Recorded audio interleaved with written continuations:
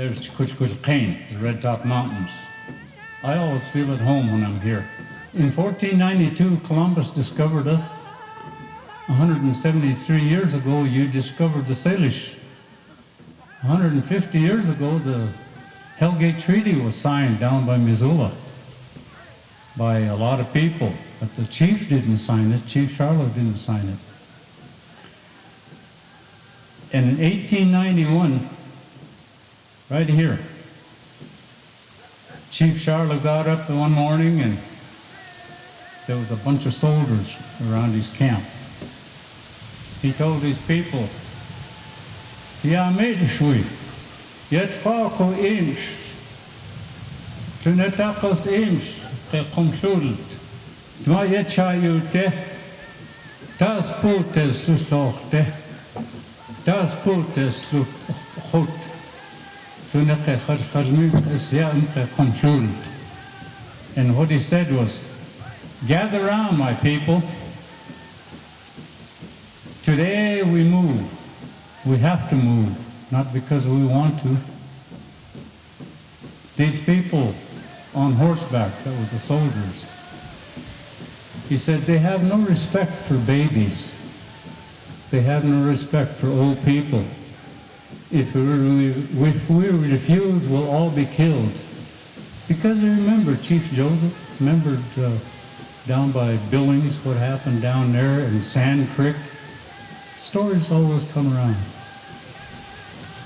So, Mrs. Combs, she was the last Bitterroot Indian to die in our reservation today.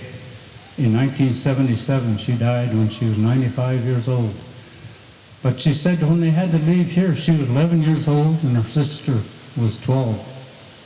She said when they had to cross, when they crossed this river, everybody was crying, even the men, because we were leaving home.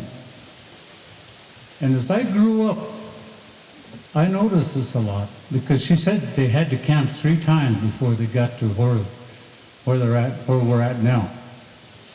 But I remember growing up, sometimes I'd go in teepee, and one of the old ladies, maybe my great-great-grandma Sack Woman, or Sophie Louise, or Mary Keltamy, some of them, you could see they'd been crying.